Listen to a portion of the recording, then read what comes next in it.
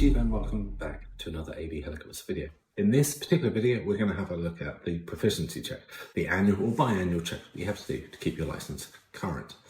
Now, this video, we will review the regulations behind the proficiency check, how often you have to do it, and which aircraft types you need to do it in, and indeed, how best to prepare for the proficiency check. What are the sort of manoeuvres that you can expect? The number and the type of proficiency checks you have to carry out to remain current depends where in the world you're flying and what type of helicopter you're operating. This video will look at the EASA and UK system and the FAA American system as examples, but many aviation authorities have very similar rules. Whilst performing under test conditions can be intimidating, we'll break down the steps that you can take to demystify the check and fly to the best of your ability on the day.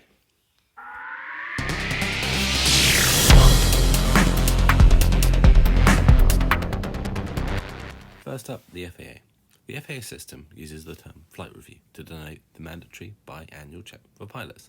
That's once every 2 years.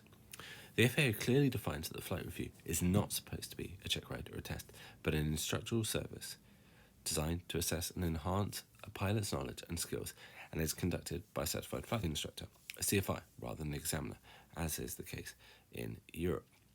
The content of the review is open for the instructor to tailor it to your specific experience and recency, but the standard of manoeuvres is set out in the Practical Test Standards, PTS, and is appropriate for the pilot certification level. This is listed in the CFR 6156. The FAA review is split into a ground theoretical knowledge section and a flight portion. Now, if the review doesn't go well, the flight is recorded as dual instructional flight in the logbook, and the CFI provides guidance on what additional training areas you need to conduct to improve your skills. And whilst a new endorsement will not be given for the relevant type, you can continue to exercise the privileges of your pilot certificate. However, assuming all goes well and the review is completed successfully, the CFI will add an entry to your pilot logbook to show that it was accomplished, and both the flight time and the ground time will be recorded. An FAA form 8710-1 should be sent off to the Airman Certificate Branch for reference, although this is not absolutely mandated. The FAA safety website has a course, ALC 25, that provides a good structured guide on how to prepare for a flight review and leads you through the relevant regulatory material that's required to be covered during the ground section. It's split into 4 different sections: the pilot, your authority, required pre-flight actions, careless and reckless operation, fitness to fly, including alcohol and drugs rules. Next up, the aircraft. Now, what are the basic equipment requirements, including lighting, radio, ELT and transponder regulations? This section also includes the aircraft maintenance, mandatory inspections, any applicable safety bulletins or airworthiness directives, and what work you as a pilot can perform. Next up, we've got environment. This covers regulations on airports, airspace, right-of-way, altimeter settings, minimum safe levels, weather limits, and the impact of wake turbulence. And finally, external pressures, the concept of personal minimums for weather, managing risk, and also any areas of special emphasis specific to the helicopter you're flying. For example, hydraulic soft training on the Robinson R44. The instructor will review any flight plan that you've created for the intended route, looking at your aeronautical decision-making skills. If you fly the Robinson R22 or R44, additional criteria from the Special Federal Aviation Requirements SFAR 73 need to be complied with, potentially requiring you to complete a flight review every 12 months.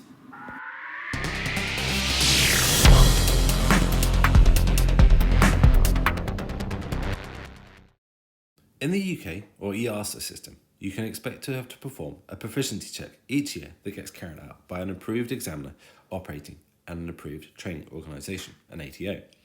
Each year you need to have flown 2 hours in the type of helicopter that you're taking the proficiency check in. The test, however, can contribute to those 2 hours itself. Each helicopter type you fly needs a proficiency check, with some exceptions.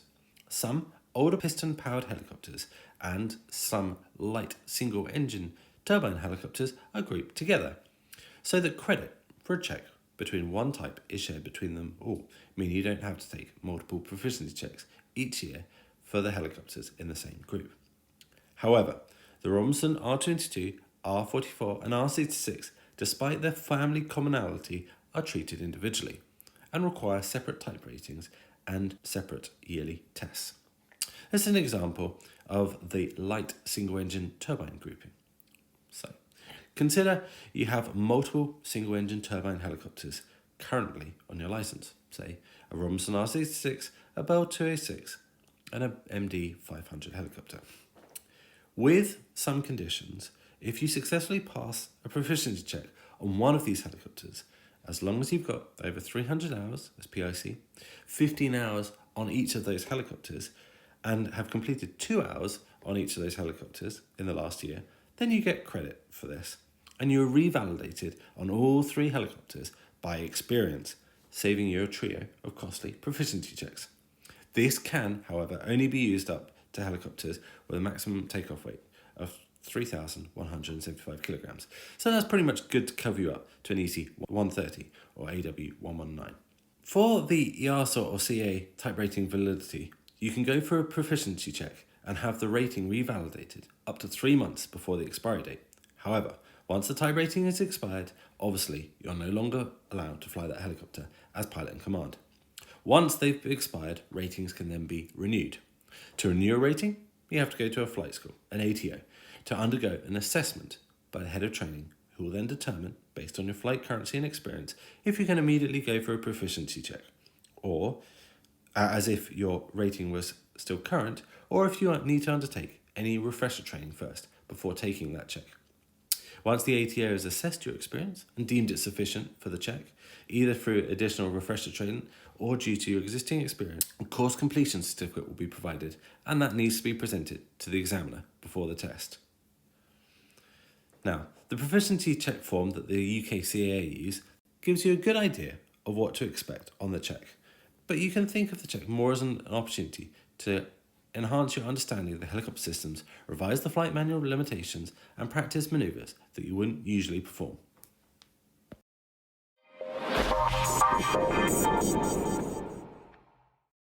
Operator proficiency checks and license proficiency checks. What's the difference? Well, these two terms often get used interchangeably.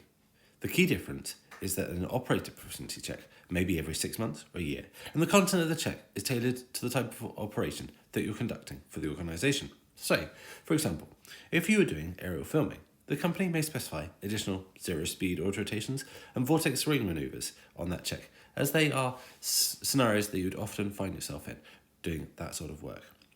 A successful pass of no PC means that you can continue flying for that organisation, but the result doesn't get recorded on your licence. An OPC and a licence proficiency check can be combined on a single flight, and the result of a licence proficiency check is recorded to revalidate your licence for the next year.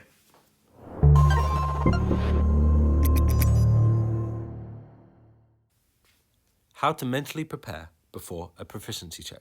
Well, the old adage of prior preparation prevents poor performance is very true.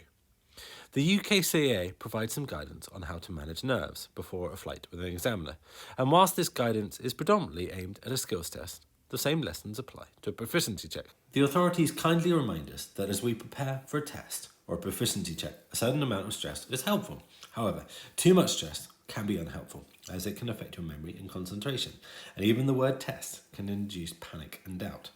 So, make sure you eat regularly. Skipping a meal will just make your blood sugar level unstable and make the symptoms of stress worse. And don't be tempted to increase your intake of tea or coffee, as caffeine will increase your stress level. Energy drinks also contain a high level of caffeine and definitely will not help. Make sure you have plenty of time on the day. Do as much preparation in advance as possible. Plan to arrive early, try and get as many details from the examiner as you can, and don't add to the pressure by realising late that you don't have all the equipment or all the information that you need. During the test, try and prioritise tasks. Omitting or delaying minor activity is preferable to rushing into a more important event. Listen carefully to ATC, both to your own clearances and instructions, as well as any other calls that may affect you. This is all just part of building situational awareness. Recurrent training is a regular feature of any aviation career, and coping with stress is just one more skill to learn on the way. Remember, at the end of the day, the examiner is not there to try and trip you up or stop you from flying, but just to make sure that you and any passengers, fellow aviators and the public on the ground are safe once you've taken off. That's it for part 1 of this video. Stay tuned for part 2, where we'll actually go through what happens on the day, from what you need to bring, what you need to prepare, and the flight manoeuvres that you'll be expected to perform. Thanks for watching AB Helicopters.